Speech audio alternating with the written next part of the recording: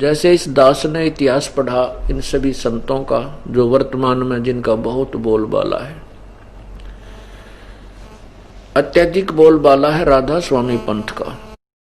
राधा स्वामी पंथ के जो प्रवर्तक हैं श्री शिवदयाल जी आगरा वाले, उनकी हिस्ट्री पढ़ी तो उनका क्रिया देखी, उनकी साधना क्या करते थे। 18-18 घंटे एक कोठे में कोठा यानी अंदर कमरे के अंदर और कमरा गुफा सी, उसमें बैठकर तप साधना करते थे और 3-3 4-4 दिन फ्रेश होने भी नहीं जाते थे। ये उनकी महिमा लिख रखी, इतना घोर तप करते थे। फिर उनकी जो तपस्या कुछ पूर्व जन्म की कमाई थी, क्योंकि पूर्व जन्म के संस्कार जो प्राणी के होते हैं वही भगवान को अधिक चाहता है, और उसी के उस परमात्मा की प्राप्ति के लिए कोई प्रयत्न भी उसका करना स्वभाव हो जाता है। तो उसी आधार से वो साधना कर रहे थे। कुछ एक कौन से लाभ भी हुआ। अंत में स्वयं उनकी क्या दुर्गति हुई, वे स्वयं मृत्यु को प्राप्त हुए। तो अपनी एक शिष्या थी बुक्की नाम की, उसमें प्रेत बनकर बोलते थे और वो हुक्का पीते थे अपने जीवन काल में। तो उस लड़की के मुख से उसमें प्रवेश करके प्रेत और वो शिवदयाल जी हुक्का पीते थे, उसकी बनाई हुई रोटी खाते थे। और उसके भाई जो थे दूसरे प्रताप सिंह जी भी जब कोई समस्या आ जाती थी तो बुक्की के सामने हाथ जोड़कर उसकी समाधान चाहते थे, तो वो बुक्की के अंदर बोल करके वो शिवदयाल जी समाधान बताते थे। इससे सिद्ध हुआ कि वो पितर बने हुए थे और वो उसमें अपनी शिष्या के अंदर आकर के वो प्रेत रूप बोलते थे। अब देखिएगा ये जीवन चरित्र स्वामी जी महाराज और राधा स्वामी ट्रस्ट स्वामी बाग आगरा से छपा। ये है जीवन चरित्र स्वामी जी महाराज। लेखक हैं लाला प्रताप सिंह सेठ उर्फ चाचा जी साहब। प्रकाशक हैं राधा स्वामी ट्रस्ट स्वामी बाग आगरा। और ये कहाँ से छपा है? मुद्रक है अर्पण प्रिंटर्स, राधा स्वामी चैम्बर्स, बालेज रोड, आनंद। इसके पृष्ठ नंबर 78 पर देखिएगा, 78 पर 71 नंबर इनका वचन है। अब बुक्की जी का जिक्र जो सिब्बो जी की छोटी बहन थी, थोड़ा सा हाल की छोटी बहन थी, थोड़ा सा हाल लिखा जाता है। यह सिब्बो जी से कुछ अरसे बाद स्वामी जी महाराज के चरणों में आई थी। जब उन्होंने कुछ दिन सत्संग किया और वचन स्वामी जी महाराज के सुने और वे वचन हृदय में समा गए, तब इतने प्रेम में हालत अजीब थी कि जब स्वामी जी महाराज वचन या अर्थ पोथियां करते तब इनकी आंखें सुर्ख अंगार सी हो जाती थी और आंसू बराबर टपकते रहते थे और बहुत देर तक यानी घंटों तक उन वचनों का नशा बना रहता था। स्वामी जी महाराज कथा से फुर्सत पाकर हुक्का पीते थे। स्वामी जी यानी शिवदयाल जी हुक्का पीते थे या अभ्यास के समय अभ्यास का रस लेते थे। कथा कहने बैठते थे तो बुक्की जी महाराज के चरणों का अंगूठा मुख में रखे हुए घंटों चरणामृत का रस लेती रहती थी। और जब कोई मत्था टेकने के वास्ते हटाना चाहता तो वे चरण नहीं छोड़ना चाहती थी। तब मत्था टेकने वाले से कह दिया जाता था कि तुम दूसरे चरण पर मत्था टेक लो और उस प्यासी को मत हटाओ। और वह बयान किया करती थी कि मुझे इसमें ऐसा रस आता जैसे दूध पीता है। इनके भजन का ये हाल था कि 8 घंटे 9 घंटे रोज भजन किया करती थी। इनको स्वामी जी महाराज के दर्शन का पूरा आधार हो गया था और सूरत भी ऊंचे देश पहुंचती थी। जब स्वामी जी महाराज अंतर्ध्यान हुए तो बुक्की जी की यह कैफियत हुई कि वह दिन रात बेहोश पड़ी रहती थी और 2-2 दिन हाजत हजूरी को भी रफा नहीं हो जाती थी, करने नहीं जाती थी, और सूरत स्वामी जी महाराज के चरणों में लगी रहती थी। करीब 1.5 महीने ये हाल रहा। सबको खैफ हुआ कि शायद इनकी देह छूट जावे। तब स्वामी जी महाराज ने इनको दर्शन दिए और फरमाया कि जिस तरह तू सेवा पेशतर किया करती थी उसी तरह से करो। और फिर उसी रोज से बुक्की जी भोग भी तैयार करती थी और मेरे पन्नी गली के मकान पर पहले दस्तूर के माफिक पलंग बिछाती और हुक्का भरती थी। वह पलंग अभी तक बिछा रहता है। गरज की जिस तरह से पेशतर सेवा किया करती थी उसी तरह से कुल काम करने लगी। और स्वामी जी महाराज उनको ध्यान के समय में प्रगट दर्शन देते थे और कुल सेवा उसी प्रकार कबूल फरमाते थे जैसे कि अंतर्ध्यान होने के पेशतर करते थे। बुक्की जी को महाराज उनके आखिरी दम तक प्रकट रहे। यहाँ तक कि जिस तरह से किसी को भी जब बात स्वामी जी महाराज से अर्ज करनी होती थी तो वे बुक्की जी के जरिए ही दरियाफ्त कर लिया करते थे। यानी बुक्की जी अभ्यास के समय स्वामी जी महाराज को प्रकट करके हम कलाम हुआ करती थी। इस न्याजमंत को भी, यानी लेखक प्रताप सिंह कह रहा, जब कभी भीड़ के समय पर घबराहट होती थी और किसी तरह से अकल काम नहीं देती थी तब बुक्की जी के जरिए से स्वामी जी महाराज का हुक्म लिया करता था और जैसे हुक्म होता था उसी मुआफिक बंदा कारबंद होता था। और इसी तरह पर राय साहब, ये सालिग्राम राय साहब ने भी मौज की थी। बुक्की जी के जरिए से 2-4 बार हुक्म हासिल किए थे। इसका क्या सिद्ध हुआ इससे कि स्वामी शिवदयाल जी अपनी शिष्या बुक्की में आकर प्रवेश करता था भूत की तरह। और सेठ प्रताप सिंह जी जो हैं ये शिवदयाल जी के छोटे भाई थे। ये कहता कि मेरे उस पन्नी वाले गली में आगरा में अब भी वो पलंग बिछा है जहां पर स्वामी जी शिवदयाल जी हुक्का पिया करते थे। तो वहीं पर वह बुक्की भी प्रतिदिन खाना बनाती, उस पलंग के ऊपर ले जाती, हुक्का भर कर बरती और स्वयं ही खाना खाती और फिर हुक्का पीती।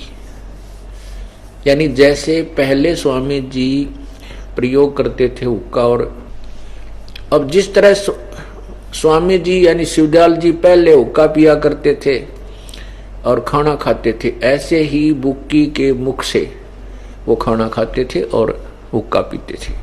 इसे सिद्ध है कि वो भूत बन गए थे। और फिर क्या बताया कि जब हमें कोई समस्या आ जाती थी, यूं कहता मैं भी बुक्की के पास जाकर अर्ज करता था और बुक्की में वो शिवदयाल जी विद्यमान रहते थे, वो प्रेत थे, वो बोला करते थे, आदेश देते थे, कहते ऐसे हम करते थे। ऐसे वो सालिग्राम जिसने ये राधा स्वामी पंथ अलग से चलाया है शिवदयाल जी की अवज्ञा करके, वो भी कहते हैं उस भूत रूप शिवदयाल जी जो बुक्की में बोलता था उसी से ही आज्ञा लेते थे।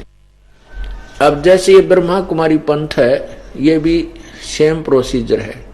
उसमें भी वो जो लेखराज जी हैं वो प्रेत बन गए और अब आकर के उस ब्रह्मा कुमारी उस स्त्री वो लड़की में वो बोलते हैं और कहते हैं ये ऊपर तो संदेश आता है।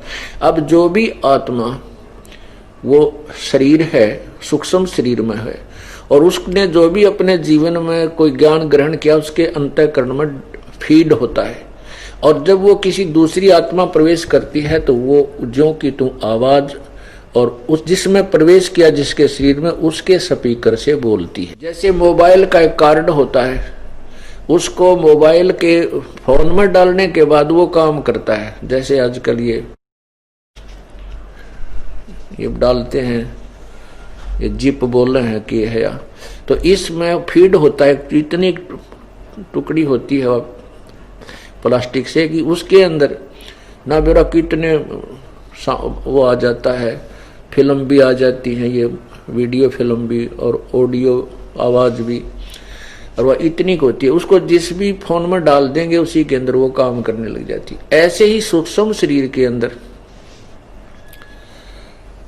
वो अंतःकरण में फीड रहते हैं। जब तो वो जिस भी किसी के शरीर में बल प्रवेश कर जाता है वो प्रेत, तो फिर वो अपनी लैंग्वेज जो उसने अपने जीवन में संग्रह किया है वो बोलता रहता है और उसी प्रकार का ज्ञान देता है। तो इस प्रकार जैसे अब प्रसंग चल रहा था कि अपनी पूर्व जन्म की कमाई को ये बर्बाद करते हैं। शिवदयाल जी महाराज आगरा वाले से ही एक मिलिट्री में फौजी था, बाबा जयमल सिंह जी के नाम से वो प्रसिद्ध हुए। उन्होंने उनके ज्ञान विचारों को सुना, उसे प्रभावित हुए। वो भी कोई पुण्यात्मा थी पूर्व जन्म की। तो उन्होंने ब्यास के अंदर रिटायर होने के बाद स्वयं बगैर किसी आदेश से, क्योंकि शिवदयाल जी तो मर चुके थे पहले, शिवदयाल जी तो पहले मृत्यु को प्राप्त हो चुके थे, और उन्होंने बाद में मिलिट्री से रिटायर होने के उपरांत श्री जयमल सिंह जी ने ब्यास दरिया के पास एक जंगल में जाकर घोर तप शुरू कर दिया। कुछ दिनों के बाद उसके तप की सिद्धियां प्रकट होने लगी, भोली आत्माएं उनके पास जाने लगी, और फिर एक बहुत बड़ा जो है वहां पर आश्रम बन गया। जयमल सिंह के बाद श्री सावन सिंह जी, सावन सिंह जी वहां की गद्दी पर विराजमान हुए। श्री सावन सिंह जी से उपदेश लिया बिलोचिस्तानी शाह मस्ताना जी उर्फ खेमामल नाम था उनका। तो उन्होंने उन सावन सिंह जी से उपदेश लेकर के और सिरसा में बेगू रोड पर आकर के अपना अलग से पंथ चला दिया। अब वो जो बिलोचिस्तान से आए हुए जो थे खेमामल जी महाराज, वो पूर्व जन्म की कमाई थी उस पुण्यात्मा में, और वही परमात्मा की तरफ तलाश में इधर उधर घूमती है। तो उसको पता चला कि आगरा में एक बहुत बड़े ब्यास नदी के पास एक बहुत बड़े महापुरुष रहते, वो वहां चले गए।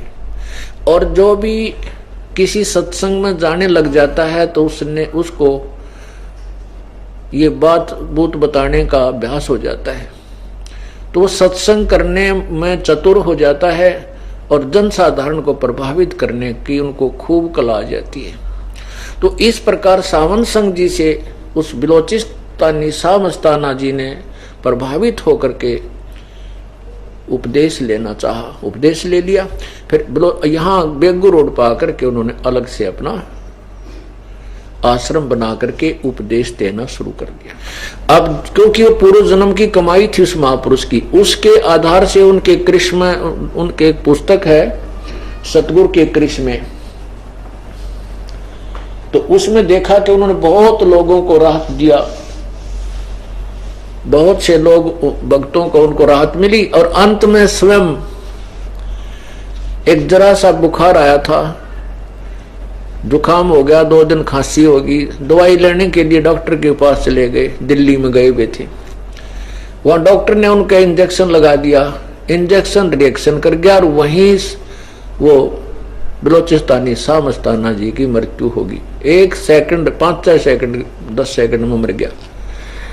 अब जब तक उस महापुरुष के पूर्व जन्म की कमाई चली बिलोचिस्तानी शाह मस्ताना जी की, तब तक तो वो महापुरुष और पूर्ण संत पूर्ण धनी कहलाए, और 2 मिनट में इंजेक्शन रिएक्शन से मृत्यु होगी। तो उनको यही ज्ञान होता है कि घर त्याग के एकांत स्थान पर जाएं और वहां परमात्मा की प्राप्ति के लिए घोर तप करें, कठिन से कठिन साधना करें, तब परमात्मा प्राप्ति होगी। ऐसी धारणा उनके अंदर प्रागाढ़ होती है। उसी के आधार से वो भोली आत्माएं जंगल में जा करके हठ योग करते हैं, हठ योग से उनके अंदर सिद्धियां आ जाती हैं, और उन सिद्धियों से फिर वो जनसाधारण को श्राप दे देते हैं। किसी को आशीर्वाद दे देते हैं, जिससे उनके संपर्क में आने वालों को कुछ को हानि हो जाती है, कुछ को लाभ हो जाता है। पुण्यात्माओं, यही काल का बड़ा जबरदस्त जाल है और इसको समझे बिना हम भक्ति नहीं कर सकते, और भक्ति करेंगे तो कोई डगमग कर देगा हमें, तो हम डगमग भी नहीं हो सकेंगे जब हम तत्व ज्ञान से परिचित हो जाएंगे।